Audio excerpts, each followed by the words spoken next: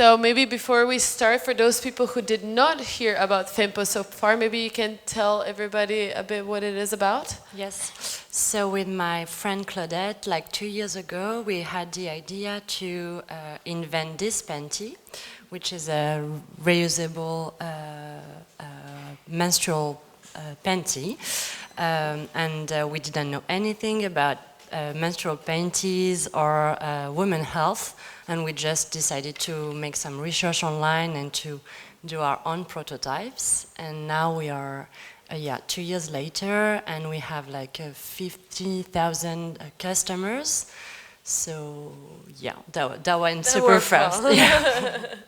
How did you initially, so you got the idea, but how did you initially put the first steps on? How did you figure out how to create a first prototype? How long did it take you to come to that point? Okay, so what I would say is that when we decide to launch a project, sometimes you can feel as you have to climb the Himalaya. So what we did with Claudette was really easy. She was a student at the time, and I was an employee. So we got full-time jobs. We just work in the evening and during the weekends, and we just decide every day what should we do for the next 2 hours or the next 4 hours or for the next day if it was the weekend, and we just went step by step like this. And actually we try today to keep this way of working, because we figured out that it's much faster to do that than to try to make big plans and to think about it like, I don't know, for weeks and weeks and doing nothing at the end. So I think that's our secret sauce, to go that fast at Fempo. But how did you also create the first panty itself? Okay. So as I said, we didn't have any clue about lingerie design and stuff. So we just, I don't even know how to say that in English, but we just bootstrap. So we went online to make some research on what are the kind of fabrics that can help with absorbing periods. So we get a lot of inspiration from disposal for babies, reusable disposal for babies. And as we didn't know anything about sewing, we just staple some different fabrics into panties that we went to buy at H&M, or I don't even remember, Monoprix, stuff like that. And we just test several fabrics. And there is today a lot of information just online. So we learned on Wikipedia that, for example, bamboo fabrics is way more absorbent than cotton fabric and stuff like that. And also we share the adventure with other women online. And at the very beginning, there were no product, but there were a lot of women following us on Facebook or Instagram, and we sent also newsletters to tell them, okay, this is what we want to do. We launched at the very beginning, we launched a survey online asking a woman, how do you feel during your period? What do you think would help, and stuff like that. So, and then those women, they let us their email, and we managed to get this information about what women would want. That was really helpful. And also we just tried to bootstrap a prototype, and this took us something like a month and a half to know what was the fabric we wanted to use, so it went super fast. And then I went on superprof.com looking for a sewing teacher. I don't know. Yeah, and she was a lingerie designer, and I just booked an appointment with her, asking, okay, I don't want to take a sewing class. I just want you to help us with, designing a better prototype of this product.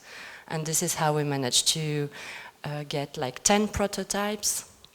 And we opened a website with a Squarespace, so this is really easy. Like it took Claudette like something like a day or 8 hours, not much.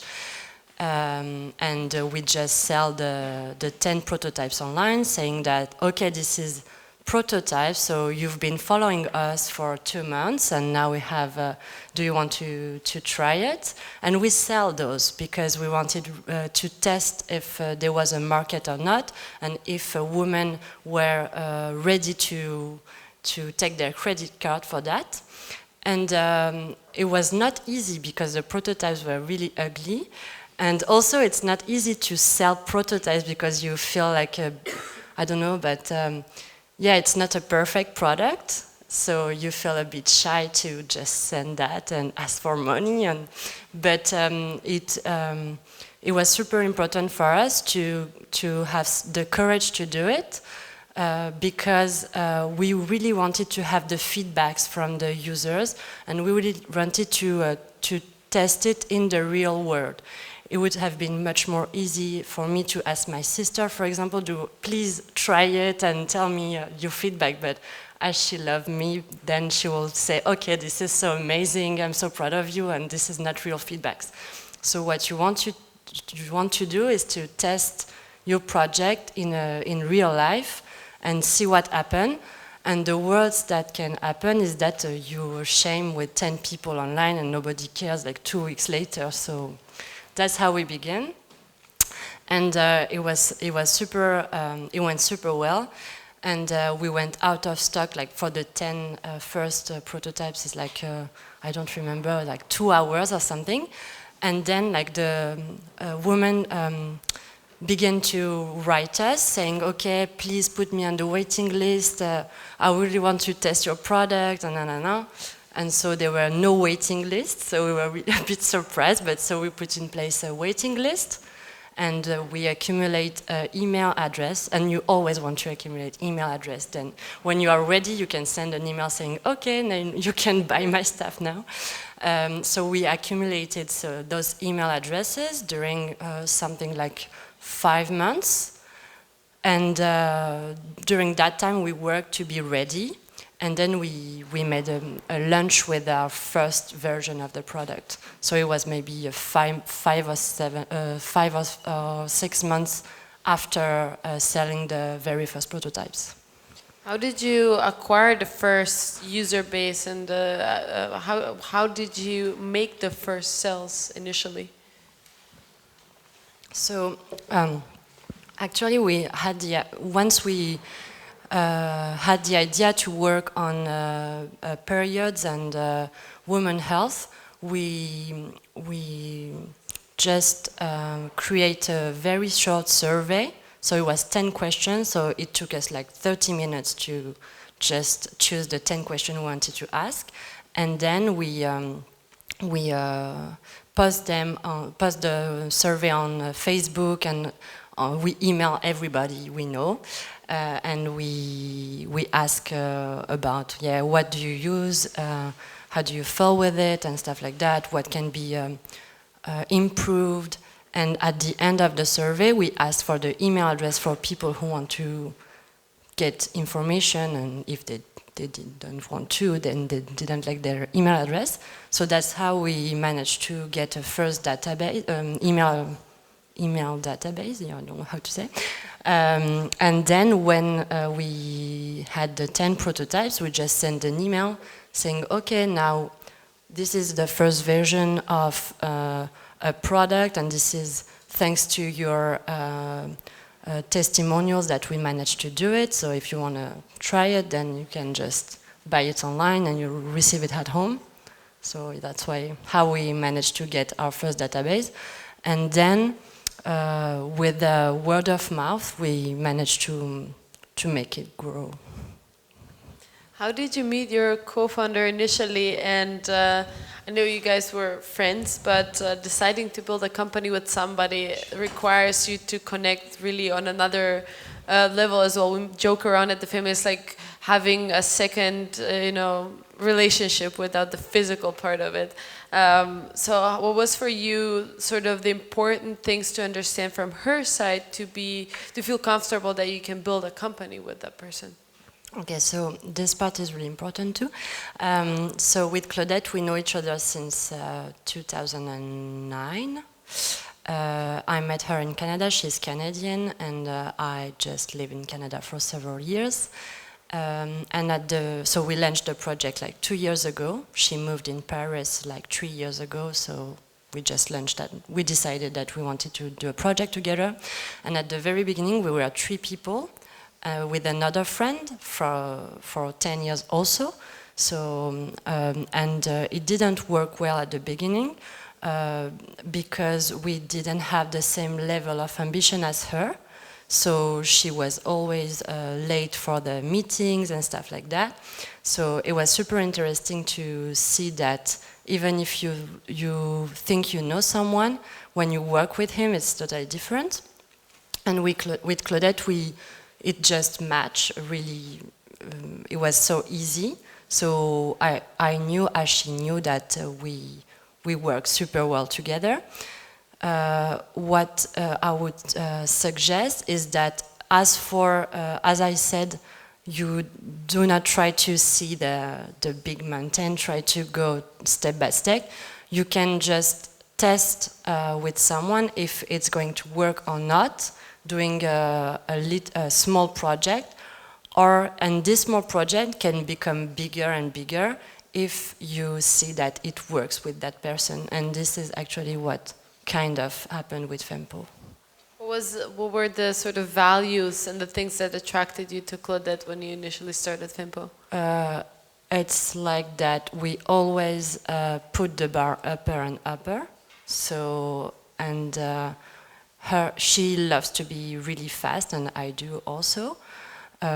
Also, I think that we are really loyal to each other. So there is a lot of trust between us, and it's really important for me when you have a co-founder to trust him or her. And yeah, I would come back on having the same level of ambition, and every level of ambition is fine. For example, if I wanted to build, a small company just because I wanted to create my own job, that would be fine, as long as my co-founder will want the same. Because if you want to go like a multinational and your co-founder just want to take it easy, and you will have a conflict. But if you have the same level of ambition, then you go with the same rhythm, and it's like really easy. What does ambition mean to you? To me, it means setting a goal, reaching it, and then going upper and upper, yeah. So Claudette studied also gender studies, and you guys do a lot of content and also events to talk about topics from not just periods, but also empowerment, and talk about feminism as well. I mean, the whole subject around Fempo is about feminism. What did you learn that sort of made you realize something that you didn't see before in terms of how you look at yourself as a woman or how you empower other women?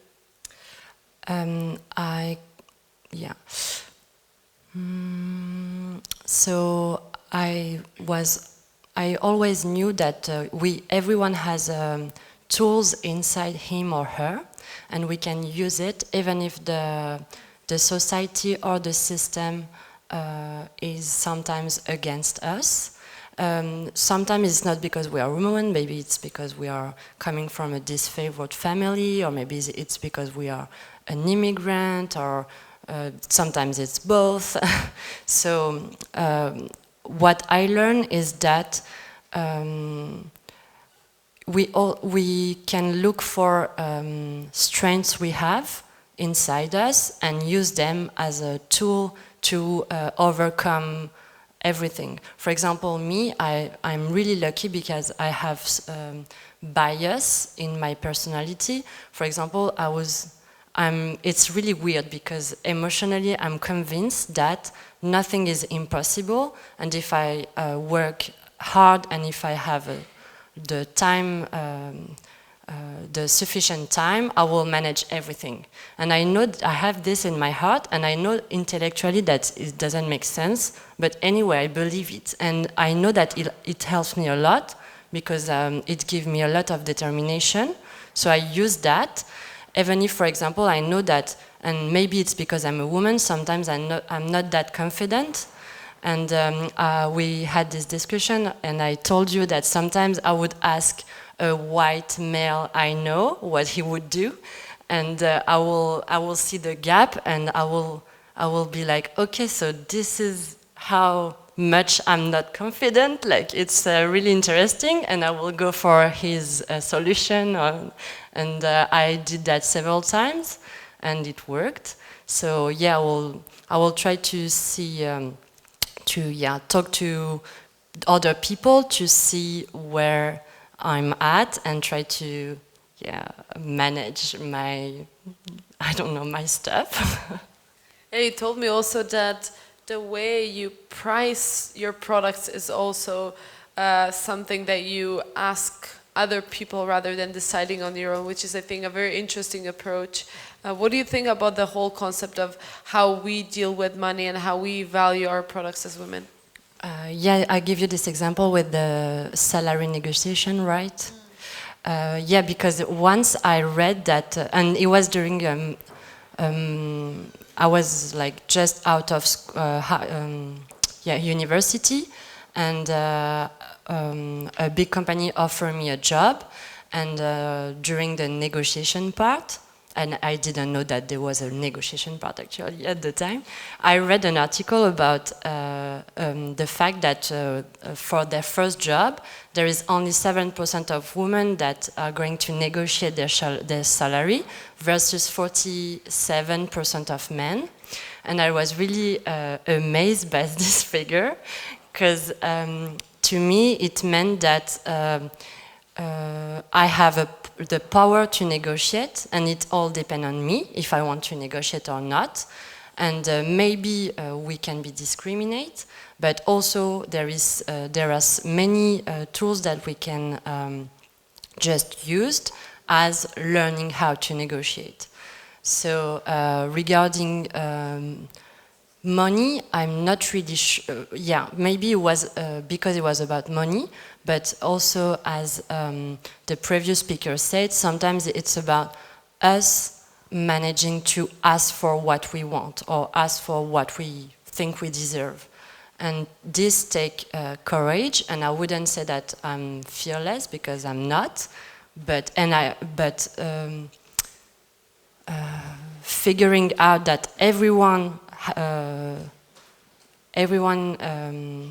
experience fear, but people try to overcome it. For me, it was something, because I thought that people like they don't feel fear, for example. But when you talk to people, you know more about their experience, and you see, okay, it's not really that. Actually, they try to overcome it, or they maybe they just negotiate their salary, and that's why there is this gap. And so talking to other people helps a lot, because you can know more where you are at, and this was really helpful for me. What is something that you learned about entrepreneurship that you didn't necessarily think of? Because, I mean, at the end, it's all very exciting, and you sit down and think, okay, we'll create this product, and it's going to be awesome. But then all those challenges start coming up. It's like building a startup is the most intense roller coaster ever. So what is something that you didn't really think of when you started, or something that was a prize during your ride so far?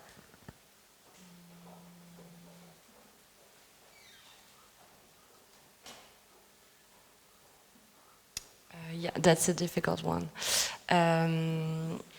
Actually, what I didn't expect was that chaos will never end. So you have to get used to it, and that one I am still learning. But yeah, I think this is the way it is actually. It's always going to be chaos, and it's not about trying to structurate things as there is like a peacetime at the end. It's more about learning how to live in that chaos. That's a great way to look at it. Okay, thank you so much for Thank the you. beautiful answers. And I would love to pass on the floating ball microphone. Hi, thank you for being Hello. here. May I know after how long you could be able to quit your job and do full-time your own startup? You mean how I did that?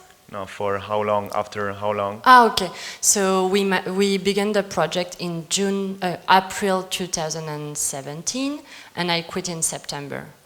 But before, I kind of have, to me, sufficient, how can I say, yes, sufficient indice, I don't even know how to say that, clues that this project worth it. And yeah, I wasn't that happy in that job, so yeah, I just wanted to go forward. But yeah, I began my project before quitting, and this was really helpful. And as I said, we worked on the evenings and during the weekends, and we can test and learn, and we can improve our idea before quitting the job and stuff, and asking for a loan and stuff like that. Thank you. You're welcome.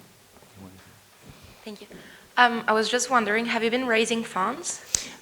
No, actually. Okay. But we asked for a loan at the bank. Okay. And it was really funny because everyone was like, okay, it's impossible, you will never have a loan, no. And the banker is still today one of our huge supporter. And he's a man? Yes, Okay, he's a then. man. Behind you or over there?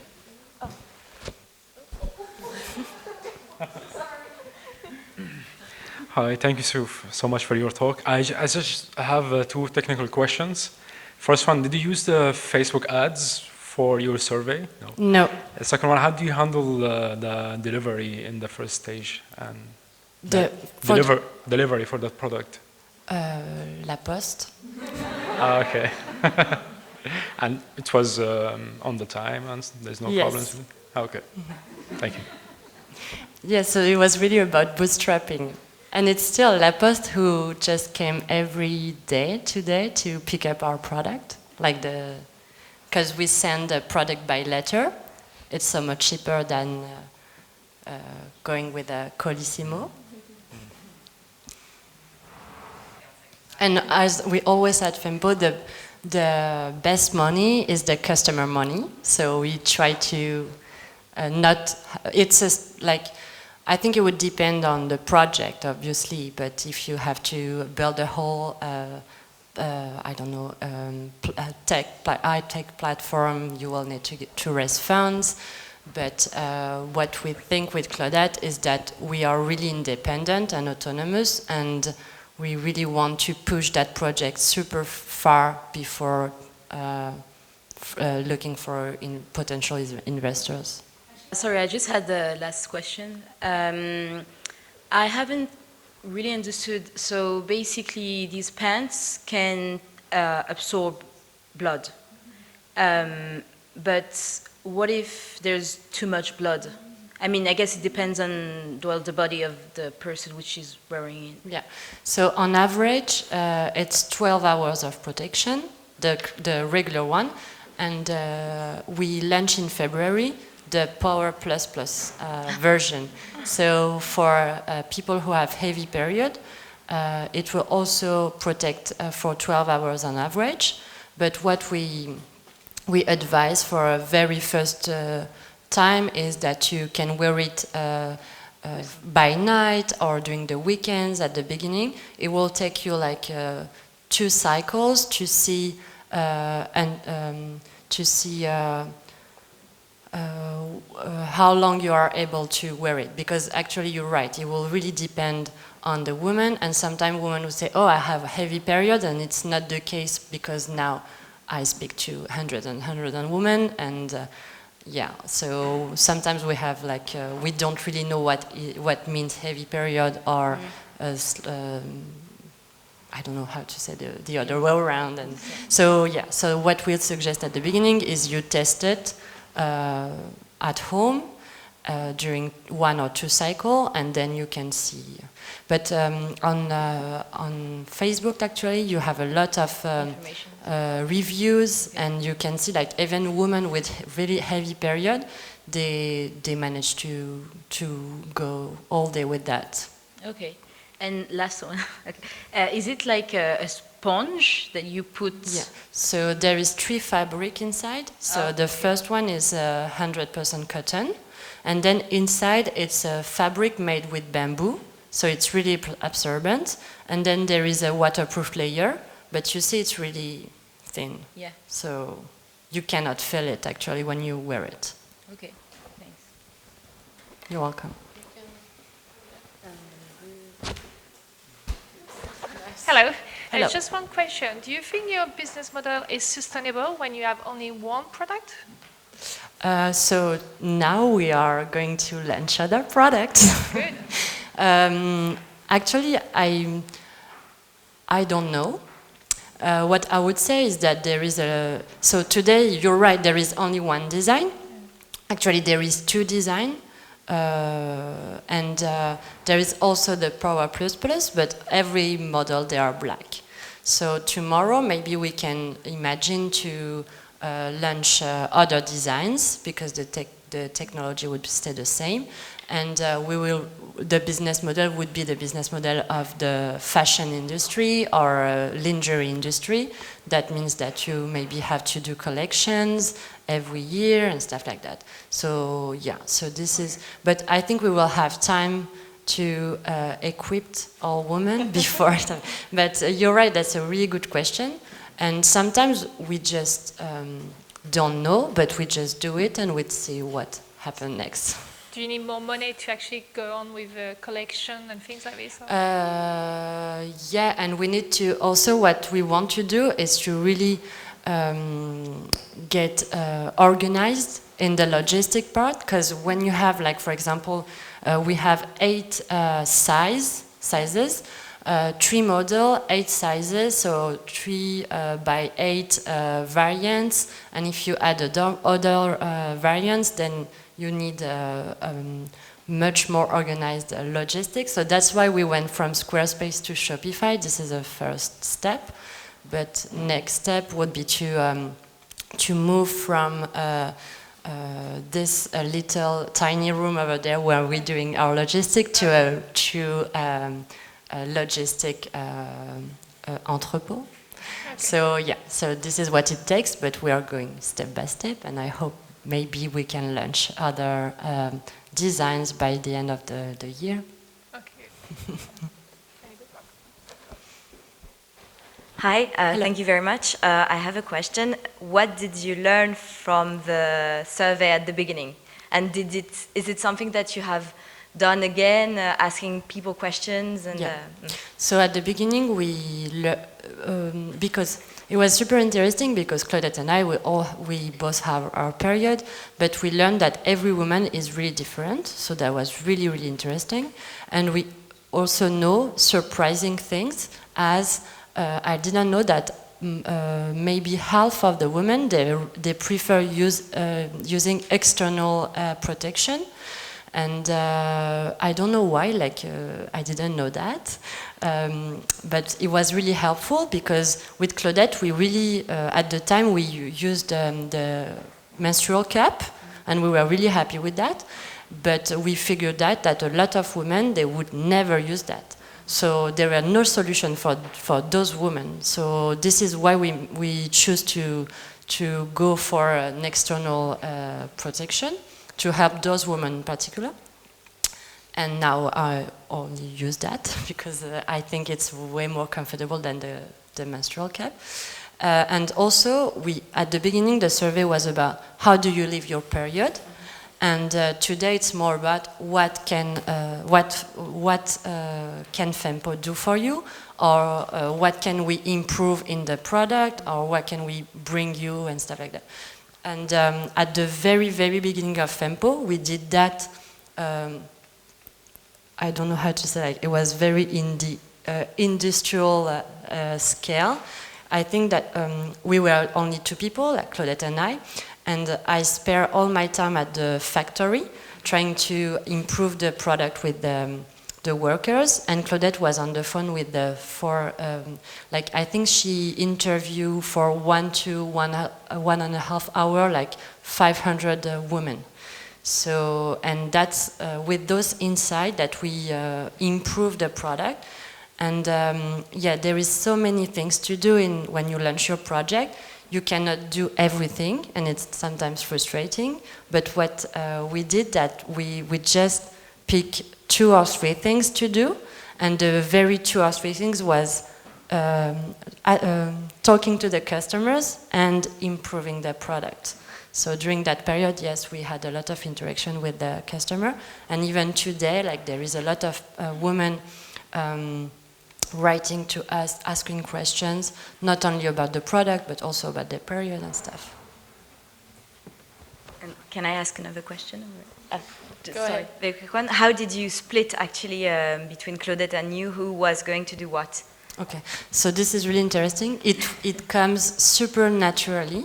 That was super surprising. And yeah, as you said, like at the beginning, as I said, it was really natural.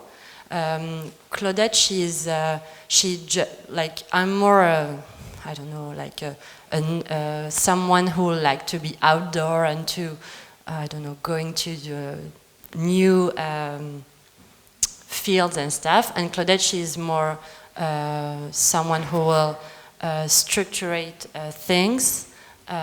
So she was really happy with talking to the customer, building the community on Instagram, being the customer relationship. And I was the one who built the product. I was the one who looked for the suppliers. I took a flight to Portugal, Tunisia to visit a factory when I didn't know anything about factories or those different countries. So, yeah. So we were really lucky. We were really complementary, but the really important thing for him when you choose your co-founder is that you have the same values. And it's more important than to be complementary in skills.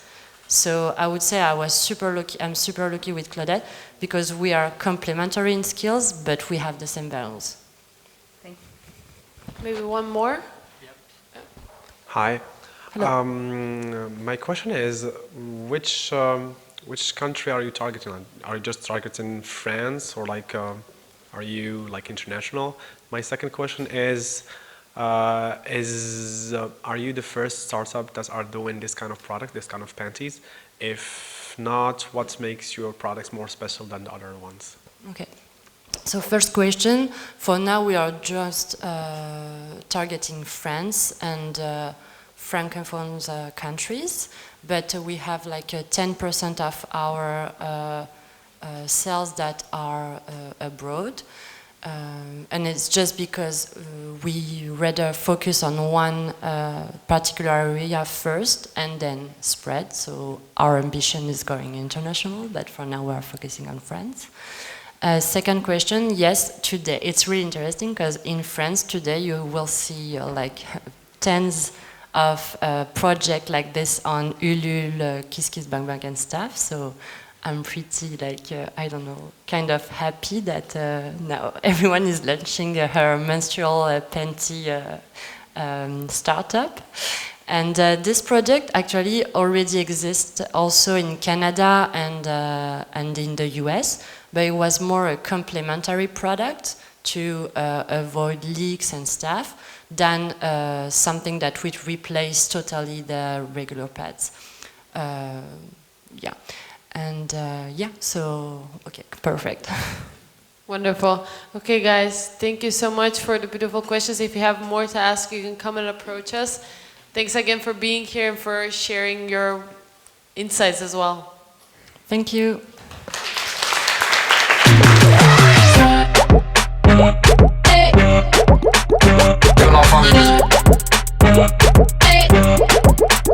Girl,